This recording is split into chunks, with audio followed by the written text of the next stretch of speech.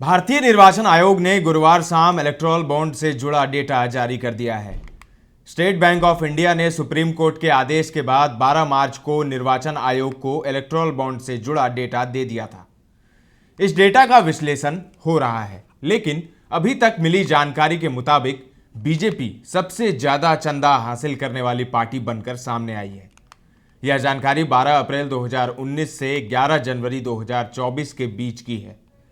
Supreme court ने SBI को 12 मार्च तक इलेक्टोरल बॉन्ड की खरीद से जुड़ी जानकारी उपलब्ध कराने का निर्देश दिया था। अदालत ने चुनाव आयोग से इस जानकारी को 15 मार्च की शाम 5 बजे तक अपनी वेबसाइट पर सार्वजनिक करने का भी निर्देश दिया था। इस जानकारी के अनुसार बीजेपी ने इस अवधि में कुल 60 अरब रुपए से अधिक के इलेक्टोरल बॉन्ड को भुनाया है। वहीं इस मामले में दूसरे नंबर पर तृणमूल कांग्रेस है, जिसने 16 अरब रुपए से अधिक के इलेक्टोरल बॉन्ड को इन कैश किया है। वहीं सबसे ज्यादा इलेक्टोरल बॉन्ड खरीदने वाली company future gaming and hotel services है। इस कंपनी ने कुल 1368 बॉन्ड खरीदे, जिसकी कीमत 13.6 अरब रुपए से अधिक रही। चुनाव आयोग की ओर से जारी चुनावी बॉन्ड इनकैश करवाने वालों की लिस्ट में बीजेपी पहले और ऑल इंडिया तृणमूल कांग्रेस दूसरे नंबर पर है। तीसरे नंबर पर ऑल इंडिया कांग्रेस है, जिसने 14 अरब रुपए से अधिक के इलेक्टोरल बॉन्ड को इनकैश किया है।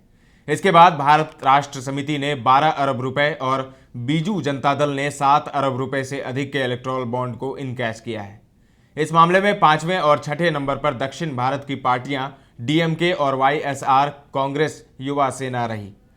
सूची में इन पार्टियों के बाद Telugu Desam party Shiv Sena political party, Rashtriya Janata दल, आम आदमी party, Janata Dal Secular, Sikkim Krantikari Morcha, Nationalist Congress Party, Janasena Party अध्यक्ष समाजवादी पार्टी, बिहार प्रदेश जनता दल, झारखंड मुक्ति मोर्चा, शिरोमणि अकाली दल, ऑल इंडिया अन्ना द्रविड़ मुन्नेत्र कड़गम, शिवसेना महाराष्ट्रवादी गोमंतक पार्टी, जम्मू और Kashmir national conference nationalist Congress party हैं। वहीं सबसे अधिक कीमत के इलेक्टोरल बॉन्ड खरीदने वाली कंपनियों में future gaming and hotel services के बाद Megha engineering and infrastructures limited दूसरे नंबर पर है।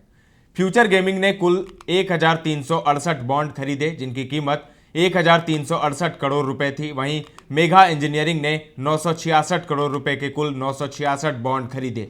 इनके बाद जिन कंपनियों ने सबसे अधिक बॉन्ड खरीदे उनमें Quick Suppliers Chain Private Limited, Haldia Energy Limited, Vedanta Limited, SL Mining and Industries Limited, Western UP Power Transmission Company Limited, Keventer Food Park Infra Limited, Madanlal Limited, Bharti Airtel Limited, Yashoda Super Speciality Hospital, Utkal Alumina International Limited, DLF Commercial Developers Limited, Jindal Steel, IFB Agro Limited, Doctor Reddy Laboratories आदि शामिल हैं। चुनाव आयोग के जानकारी जारी करने के बाद वरिष्ठ अधिवक्ता प्रशांत भूषण ने चुनावी बॉन्ड खरीदने वाली दूसरे नंबर पर रहे Megha engineering and infrastructure limited को लेकर सवाल किए हैं।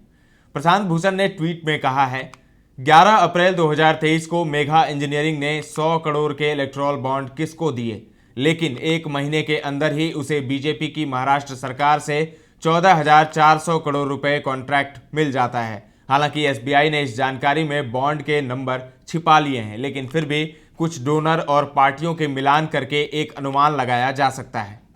ज्यादातर चंदे एक हाथ दे दूसरे हाथ ले जैसे लग रहे हैं। सोशल मीडिया पर भी कई यूजर्स ने सवाल उठाए हैं। क्या है पूरा मामला? इसी साल 15 फरवरी को सुप्रीम कोर्ट ने इलेक्टोरल बॉन्ड को असंवैधानिक करार दिया था। इसके साथ ही सुप्रीम कोर्ट ने एसबीआई को निर्देश दिया था कि वह 6 मार्च 2024 तक इलेक्टोरल बॉन्ड की जानकारी चुनाव आयोग को दे। एसबीआई इलेक्टोरल बॉन्ड बेचने वाला अकेला अधिकृत बैंक है। सुप्रीम कोर्ट के आदेश में अप्रैल 2019 से लेकर अब तक खरीदे गए इलेक्टोरल बॉन्ड का डेटा देने के लिए कहा गया था। हालांकि 6 मार्च आने से पहले ही एसबीआई ने सुप्रीम कोर्ट में एक याचिका दायर करके जानकारी देने की तारीख को बढ़ाकर 30 जून करने की मांग की थी, लेकिन 11 मार्च को सुप्रीम कोर्ट ने एसबीआई की ये याचिका ठुकरा दी और कहा कि वह 12 मार्च तक चुनाव आयोग को डेटा दे। साथ ही शीर्ष न्यायालय ने चुनाव आयोग से 15 मार्च की शाम 5 बजे तक सभी जानकारी वेबसाइट पर अपलोड करने के लिए भी कहा। क्या थी एसबीआई की याचिका? एसबीआई ने सुप्रीम कोर्ट में इसी महीने अर्जी दी थी। एसबीआई ने कहा था कि वह अदालत के निर्देशों का पूरी तरह से पालन करना चाहती है। हालांकि डेटा को डिकोड करना और इसके लिए तय की गई समय सीमा के साथ कुछ व्यवहारिक कठिनाइयां हैं। इलेक्ट्रॉल बॉन्ड खरीदने वालों की पहचान छुपाने के लिए कई कड़े उपायों का पालन किया गया है। अब इसके डोनर और उन्होंने कितने का इलेक्ट्रॉल बॉन्ड खरीदा है, इस जानकारी के मिलान करना एक जटिल प्रक्रिया है। बैंक ने कहा था कि 2 जनवरी 2018 को इसे लेकर अधिसूचना जारी की गई थी। यह अधिसूचना केंद्र सरकार की ओर से साल 2018 में तैयार की गई इलेक्ट्रॉल बॉन्ड की योजना पर थी। इसके क्लॉज 7(4) में यह स्पष्ट रूप से कहा गया था कि अधिकृत बैंक हर सूरत में इलेक्ट्रॉल बॉन्ड खरीदार की जानकारी को गोपनीय रखे। एसबीआई ने याचिका में कहा था, हमारी एसओपी के सेक्शन 7(1)(2) में साफ कहा गया था कि इलेक्ट्रॉल बॉन्ड खरीदने वालों की केवाईसी जानकारी को सीबीएस यानी कोर बैंकिंग सिस्टम में न डाला जाए। ऐसे में ब्रांच में जो इलेक्ट्रॉल बॉन्ड बेचे गए हैं उनका कोई सेंट्रल डेटा एक जगह पर नहीं है, जैसे खरीदार का दाम, बॉन्ड खरीदने की तारीख, जारी करने की शाखा, बॉन्ड की कीमत और बॉन्ड की संख्या। ये डेटा किसी सेंट्रल सिस्टम में नहीं है। इलेक्ट्रॉल बॉन्ड पर क्यों उठे सवाल? इलेक्ट्रॉल बॉन्ड राजनीतिक दलों को चंदा देने का एक वित्तीय जरिया है। यह एक वचन पत्र की तरह है जिसे भारत का कोई भी नागरिक या कंपनी भारतीय स्टेट बैंक की चुनिंदा शाखाओं से खरीद सकता है और अपनी पसंद के किसी भी राजनीतिक दल को गुमनाम तरीके से दान कर सकता है। भारत सरकार ने इलेक्ट्रॉल बॉन्ड योजना की घोषणा 2017 में की थी। इस योजना को सरकार ने 29 जनवरी 2018 को कानूनन लागू कर दिया था। इस योजना के तहत स्टेट बैंक राजनीतिक दलों को धन देने के लिए बॉन्ड जारी कर सकता था। इन्हें ऐसा कोई भी दाता खरीद सकता था जिसके पास एक ऐसा बैंक खाता है जिसकी केवाईसी की जानकारियां उपलब्ध हैं। इलेक्ट्रॉल बॉन्ड में भुगतानकर्ता का नाम नहीं होता है। योजना के तहत स्टेट बैंक की निर्दिष्ट शाखाओं से 1000, 10,000, 1 लाख, 10 लाख और 1 करोड़ रुपए में से किसी भी मूल्य के इलेक्ट्रॉल बॉन्ड खरीदे जा सकते थे।